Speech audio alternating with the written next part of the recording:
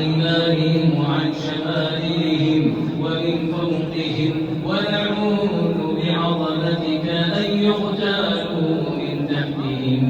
اللهم يا ذا الجلال والإكرام يا حي يا قيوم برحمتك نستغيث، أصلح لنا شأننا كله ولا تكلنا إلى أنفسنا طرفة عين.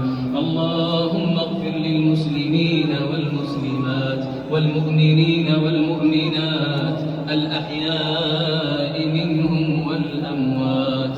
اللهم اغفر لموتى المسلمين الذين شهدوا لك بالوحدانية ولنبيك بالرسالة وماتوا على ذلك. اللهم اغفر لهم وارحمهم وعافهم واعف عنهم وأكرم نزلهم ووسع مدخلهم واغسلهم بالماء والثلج والبرد ونقهم من الذنوب والخطايا كما ينقى الثوب الأبيض من الدنس.